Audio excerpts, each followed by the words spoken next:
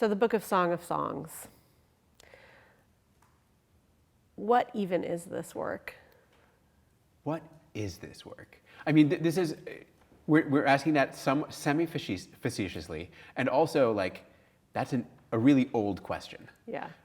You know, you and I know that, like, back in the, like, early rabbinic period, in the first half of the first millennium CE, they were like, what is this book doing in here? Yeah, and there's a variety of ways of solving that problem that I'll get to in a moment.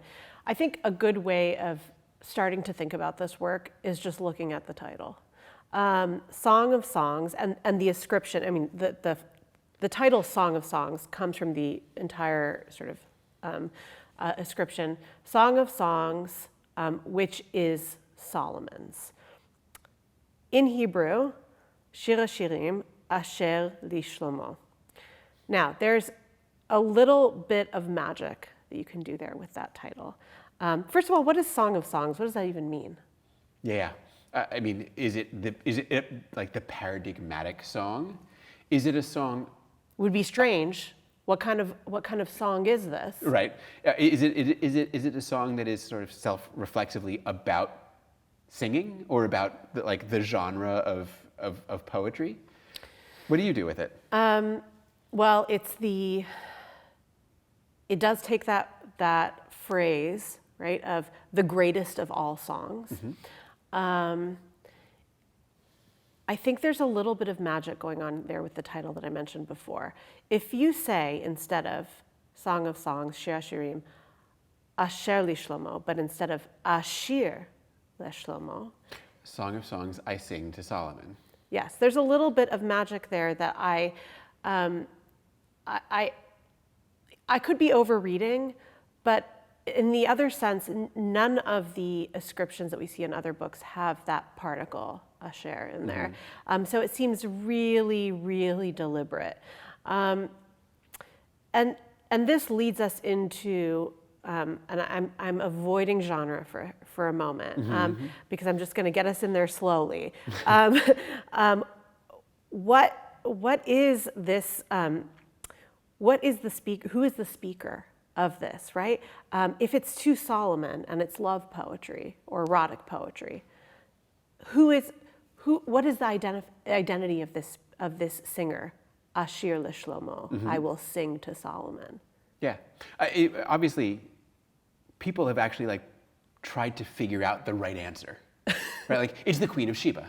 Oh, right. Of course, we've solved it. I mean, but that's the kind of thing that yeah. People say, right? The desire to historicize and to really answer that question is a pretty consistent one, right. Through history. But I mean, we don't really think it's Solomon anyway, do we? No, and actually, if we think about its place in the Christian Bible, right, it's linking together which works? Proverbs, Ecclesiastes, Kohelet, and Song of Songs, because they all have that mm-hmm. Solomonic link.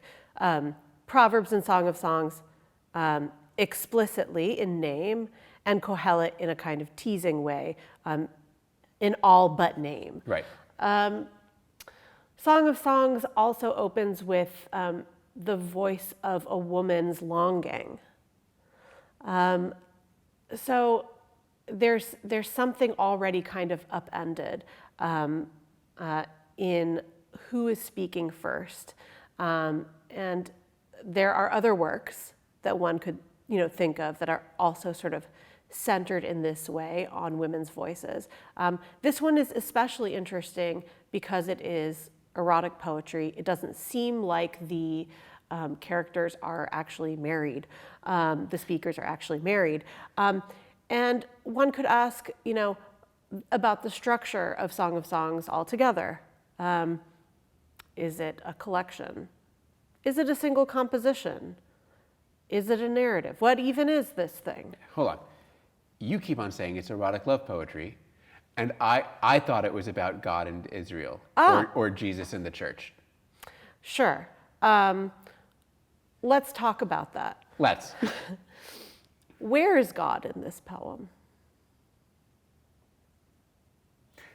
nowhere. Not so much. No, God is nowhere. And this is why, right? This is what I mentioned. This is why the rabbis were like, why is this in here? This is nothing to do with what the Bible is supposed to be. I mean, and there's another work where God doesn't show up, and that's the Book of Esther. Right.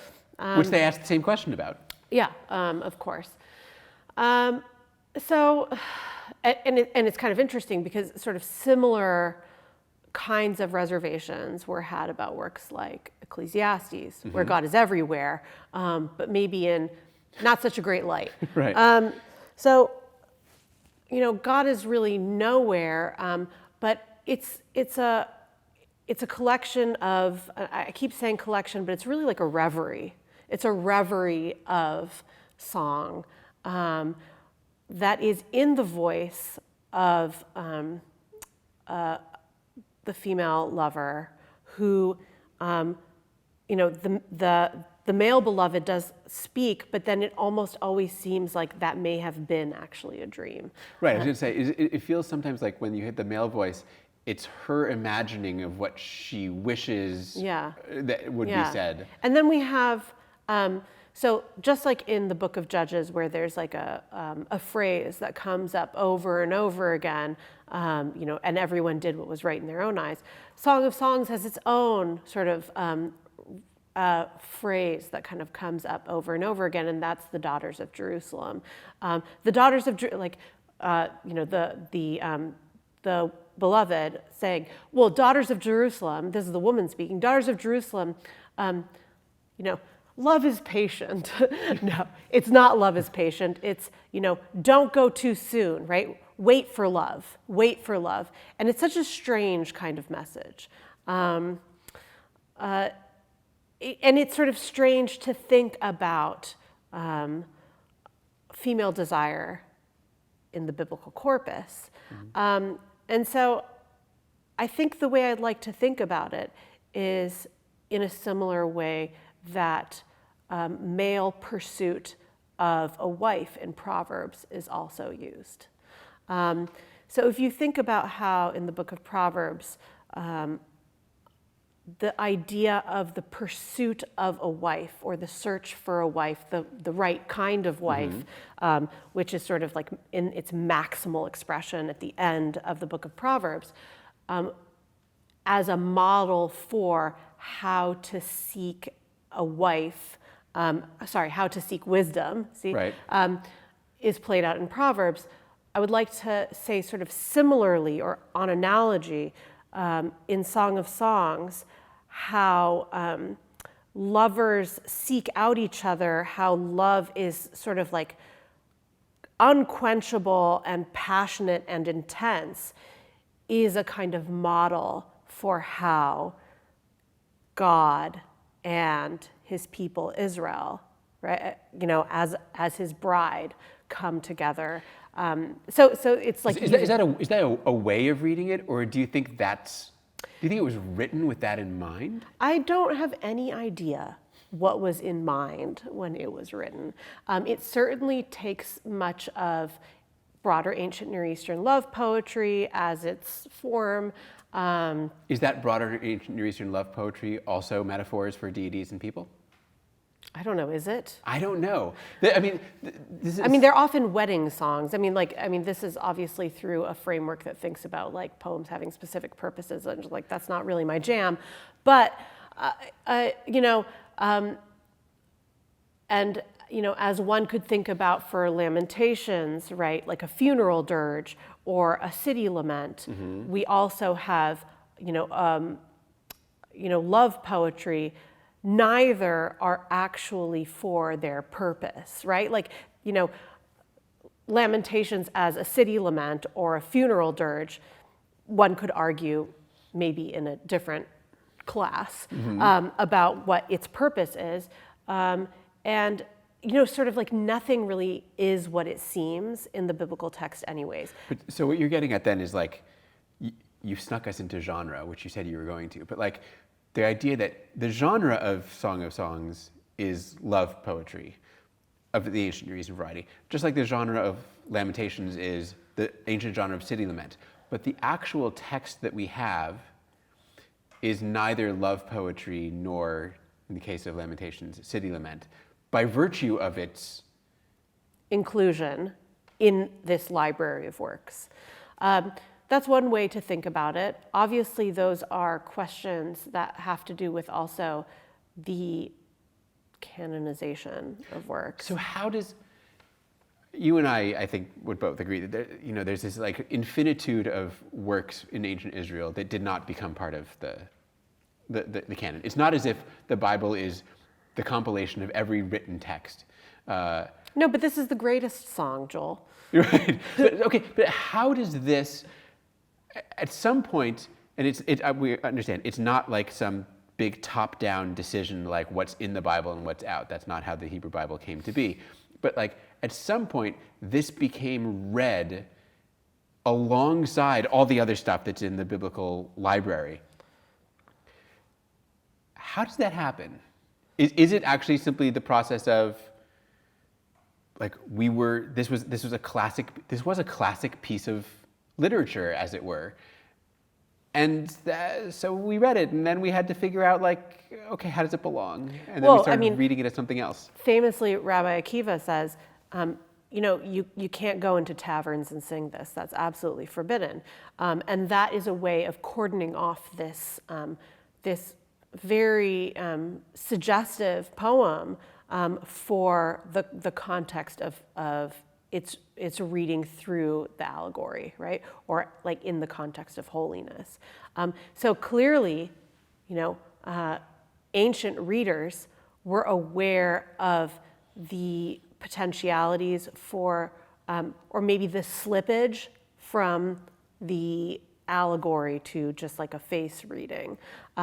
And so certain parameters need to be put in place. You can't, don't take this into the taverns and read this. No one wants to hear about, the lock in the keyhole. No one wants to hear about that in the tavern because this is about God and his bride, Israel.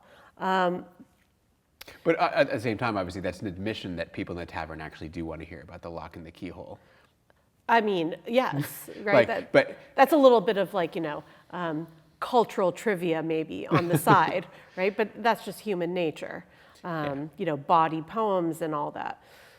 Yeah, it's a fascinating, because I think that you and I would both probably like naturally teach and talk about this not allegorical. Like I would think that, or at the very least, like we would want to emphasize the like legitimate erotic poetry aspect of this piece, but it's almost impossible when we talk about it as part of the Bible not to talk about its use and reception. You cannot take it out of its received context.